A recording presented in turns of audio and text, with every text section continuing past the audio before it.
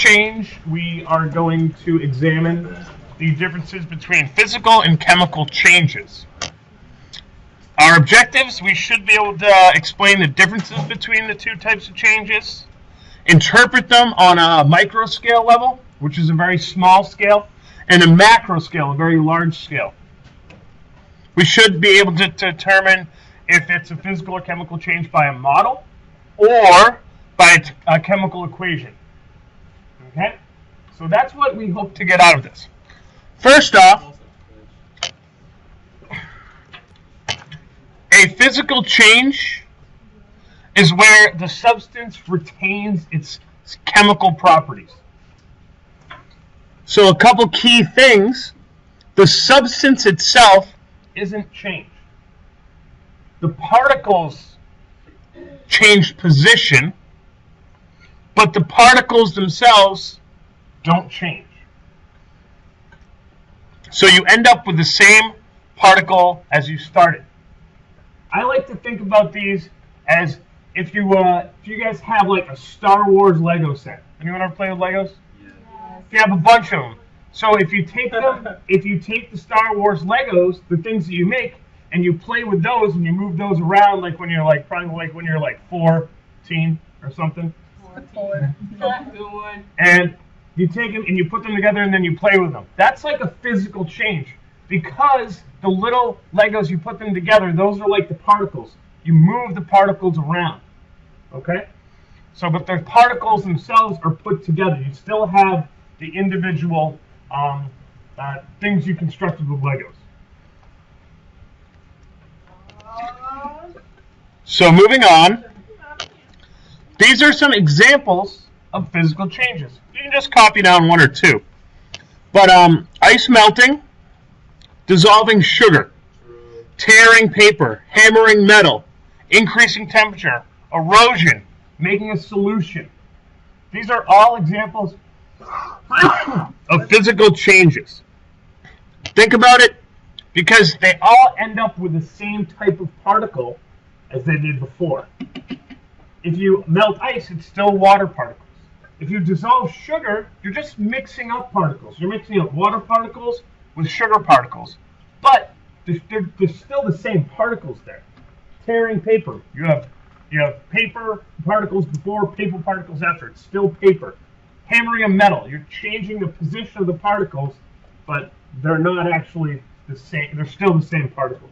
You're not actually changing the particle itself. So these are a couple examples.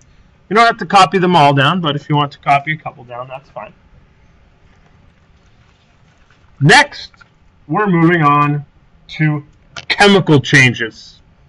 A chemical change, a substance has new chemical properties. The substance itself is changed. A new substance is created. Atoms are bonded differently than before, and you end up with different particles. The particles do change. This is like taking the Legos apart and putting them back together in a different way. You still have the Legos, but you have a new thing. You have a new substance.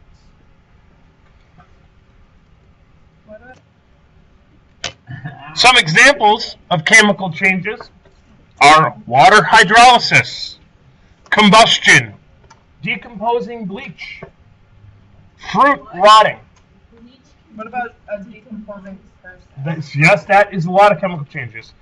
Bleach, if you notice, bleach has an expiration date. That's because after a certain amount of time, the bleach molecules in the solution will decompose, and you will no longer have bleach. You'll have salt water. Yep. What happens if you drink it? Well, I mean, if you drink salt water, same thing that if you didn't drink any salt water, you'll pass salt through. Most of bleach is water. It's just the active ingredient is sodium hypochlorite. Oxidation or rusting of a metal, cellular respiration, which you talked about in biology, as well as photosynthesis, and there's many, many more. You know, monkeys and other animals eat rotten fruit to get drunk. That's true. That's a chemical reaction too, fermentation. How do people find these things out? Study. Moving on. There's some modeling. So, in a physical change, this is an example of a physical change. We have water, liquid, becoming water, gas. Oh, okay. Those are So, you see, the particle, H2O, stays the same. It's just that the particles themselves change where they're in relation to each other. You're separating the actual particle. Mom, that's what's wrong. You can draw. It's up to you what you can draw. You don't have to draw much of this. Just pay attention. I'll post it. I'll post it on Schoology so you guys can have it. A key thing: physical change. The substance and the particle remain the same. See how we have water before, water afterwards. That's the key thing. So you might want to just copy the reaction down in the key points. You don't have to draw this.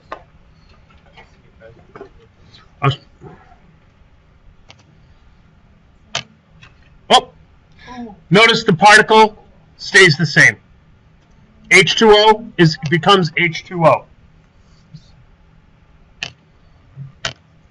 Chemical change. This is an example of a chemical change right here. This is hydrolysis.